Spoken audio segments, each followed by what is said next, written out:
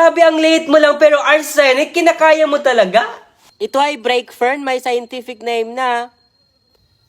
Ang Teres vitata ay may potential for arsenic bioremediation. Was the first known arsenic hyperaccumulating plant. Kaya niya lang naman mag-accumulate ng ganitong karaming arsenic in its fronds. Ano ba yung phytoremediation na yan? Isang proseso na kung saan ginagamit yung living organisms, halimbawa plants or ferns, sa pag-remove ng pollutants or heavy metals from soil. Hanggang kailan tayo magtitiis kapaligirang polluted?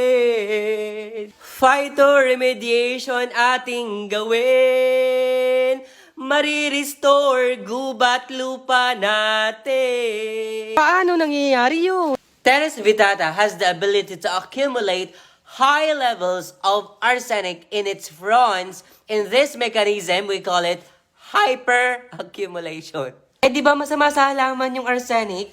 Hyperaccumulators has greater ability to detoxify heavy metals in their plant body. Kaya hindi lahat ng halaman ay biniyayaan ng ganitong katangian. Sana all may biyaya. Kaya kung ang lupa nyo ay contaminated ng arsenic, taniman nyo ng Teres vitata. May iba pa ba kayong alam ng species ng halaman na pwede sa phytoremediation? Ilagay sa comment section. Kung nagustuhan mo ko, yung video, i-follow mo ko dahil nakagaganda ng buhay ang may alam.